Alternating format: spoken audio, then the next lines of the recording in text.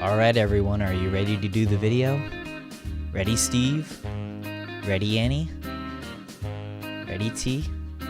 Okay. We hope everyone had a great Christmas and wish everyone a happy holiday. When you think of Christmas, you probably think of gifts, trees, and of course, the jolly man that brings joy to children around the world, each and every year. Of course, I'm talking about Dave Seville and Alvin and the Chipmunks. Hey, back off, man. This is Dave Seville. In 2007, 20th Century Fox gave us one of the greatest films of all time, Alvin and the Chipmunks. In the film, Dave writes a song called the Chipmunk Song, Christmas Don't Be Late, after his music was rejected by Jet Records. Of course, this is the story that's presented in the film. But what's the real story? That's what we're here to discover today. This video is brought to you by Rogue Energy. When I'm up in my room editing, writing, or gaming, I love to have a good drink with me. It keeps me focused and relaxed. Rogue Energy is absolutely my go-to drink. It is much healthier than any other energy drink. It has 0 sugar, it is gluten-free, and paleo-friendly. They have 16 delicious flavors available like Radiant Rush, Rocket Pop, Sour Candy, Grape Popsicle, and many more. Rogue also has hydration available with flavors like Fruit Punch, Rainbow Candy, and Strawberry Bubblegum. Head on over to rogueenergy.com to get your energy or hydration drinks, starter kits, or shaker cups, and use code BBDIZ10 for 10% off your entire order. Thank you to Rogue Energy, and again, use code BBDIZ10 for 10% off your entire order. Now, let's get back to the video. Our story begins with the fictional Dave Seville. In the 2007 movie Alvin and the Chipmunks, Dave is a struggling musician looking for his big break. He goes to his friend Ian to pitch his music, but gets rejected. This is a little similar to the life of a man named Ross Bagdasarian. He was born in 1919 in Fresno, California. He did well in school, and his father worked in grapes. At the age of 16, Ross was working at the vineyard like his father. While driving a truckload of grapes to the packing plant, he came up with his first ever idea for a song. The first song he wrote was called Nuts to You. It's been described as a ballad by a friend of his, but he claims it was just a song that had words but wasn't really a ballad. Ross graduated high school in 1937. He started going to college and things looked good for Ross. Creativity apparently was common in his family because his first cousin was William Saroyan, a writer known for writing plays. During college, he started to get very bored. Because of this boredom, he decided that he wanted to become an actor. He told his professor this, and then quit college. He was a man with a dream, and he was determined to become an actor. To do this, he would need to move away from Fresno, since there aren't many opportunities there. Like I mentioned before, his cousin was a playwright, and he was very close with his cousin. So he decided to go to New York City with William Saroyan to chase his dream of becoming an actor. When he was 20, he moved to New York City. When he got to New York, he immediately went to the Theater Guild. That's where he met Teresa Helbom, a director. After doing an interview, he was cast in The Time of Your Life as a Greek newsboy. In the show, he got to sing a song and had about 6 lines of dialogue. He was in the show for about 2 weeks. After that, he became the assistant stage manager for a show called Love's Old Sweet Song. That show was not received well and closed after 3 weeks. After the show had closed, he then went on the road with The Time of Your Life. While on tour, he was with his cousin back home.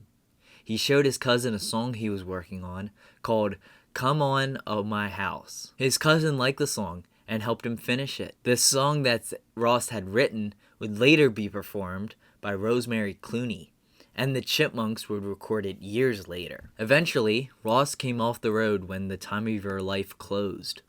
This was in 1939. A couple years after the show had closed, he was drafted into the Army. In September 1940, the United States began the Selective Service Act, which required all men between the ages of 21 and 45 to sign up for the draft. A little over a year later, on December 8, 1941, the U.S. declared war on Japan. The U.S. was already supporting the Allies in World War II, but after the attack on Pearl Harbor, our country officially joined the war. Young men all over the country were drafted into the army and were required to serve through the war. Ross Bagdasarian served in the Air Force. He was stationed in Seville, Spain, and was a control tower operator. He eventually rose to the rank of staff sergeant. During his time in the Air Force, he did his job well, and in his own words, quote, did nothing heroic except the time that saved Sam Williams from going into an off-limits joint. He served for 4 years, and after the war ended on September 2nd, 1945, he was released from the Army. When he finished serving, he went back home to Fresno, California. When he came back home, he was looking to start a new life. And to do that, he decided to go back to the vineyards and work with grapes. He now had a steady job and met a girl named Armin Kulhanjian. They dated for a few months before getting married in 1946. After they wed, Ross bought 60 acres of land to grow grapes on, make a fortune, and to prove to Armin that her decision to marry him was a good one. Ross's plan to show off to his wife wasn't very successful. Although they had a beautiful harvest every year, the market had dropped right before they started growing grapes, and they had to give them away. In July 1947, Ross and Armin welcomed a baby into the world. Their daughter, Carol, was the first of their children. They had a son in May 1949 named Ross Bagdasarian Jr. Their grape farm was proving to be unsuccessful. And now, with a family, Ross and Armin needed a solution, and they needed it fast. Armin insisted they move to LA, and that's exactly what they did around 1949. Once he got to LA, Ross started pitching the song that he had written with his cousin years earlier, Come On to My House. He sang the song in numerous offices and was declined several times. Even several artists themselves declined the song. He pitched the song to numerous artists, but some notable ones are Peggy Lee, Dave Barber, and Frankie Lane. In 1951, Mitch Miller of Columbia Records got a copy of the single and showed it to Rosemary Clooney. She recorded it and released it. The song became a major hit.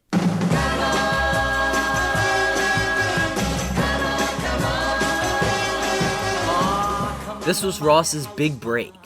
The song sold 750,000 copies in 1 month. After the success of the song, Ross continued to write new music.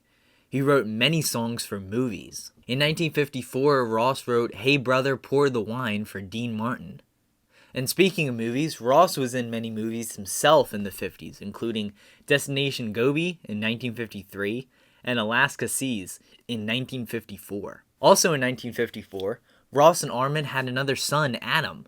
He was actually born as the same day as me, March 25th, just 50 years apart. Even though he had some success with the songs he was writing, he wasn't getting paid much, and they struggled financially. In 1955, he signed with Liberty Records, a new label at the time. In 1956, he released The Trouble with Harry. This record didn't do anything in America, but was a hit in Europe. It reached number 15 on the UK charts. The record was recorded by Ross, where he played two fictional musicians, Alfie and Harry. Also in 1956, Ross wrote an instrumental called Armin's Theme. The song was named after his wife. Before the release of the record, the label executives suggested to Ross that he use a stage name, since his last name is difficult to pronounce. For this name, he decided to name himself after a city that he enjoyed being in during his time in the war. The record charted at number 42 on Billboard. The character and name he adopted going forward was Dave Seville. In 1958, Ross bought a state-of-the-art tape recorder. He used $190 of his last $200 in the bank to buy it. When messing around with the recorder, he discovered that the recorder could speed up the recordings. He made a few test recordings of a piano, and then he wondered, what would it do to a voice? He recorded himself singing, then slowed down the tape and sped it back up. When he played it back, the recorder sped up his voice, and he liked how it sounded. Around the same time, he had this song called Witch Doctor. He used this technique for the voice of the doctor in the song for 3 weeks, and it sold 1.5 million copies. Ross followed up the hit with a song called The Bird on My Head. The bird's voice was created using the same technique. A few months later, in July 1958, Liberty Records needed another hit from Ross.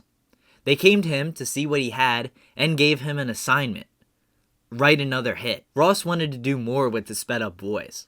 He was looking to give it more personality and more character. Despite the fact that it was the middle of the summer, Ross's son Adam, who was 4 years old at the time, was super excited for Christmas. Adam wanted it to be Christmas time so bad that he asked his dad if it was Christmas yet. Of course it was not, but this gave Ross an idea. This moment sparked inspiration for a Christmas song and a character that just couldn't wait for it to be Christmas. He loved this idea.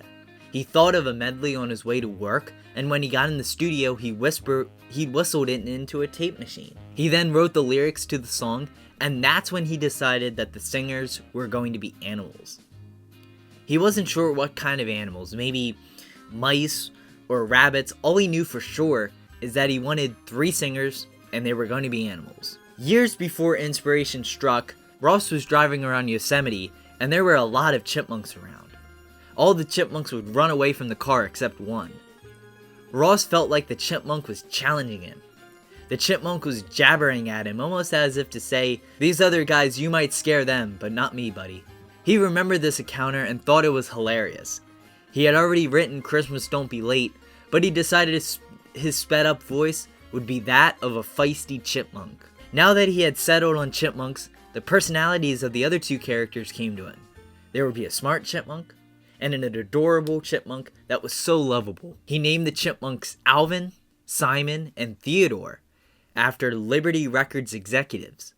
Alvin was named after Al Bennett, the president of Liberty. Simon was named after Cy Waronker, the vice president, and Theodore was named after Ted Keep, the engineer of the Chipmunks. Of course, his initial inspiration did become Alvin.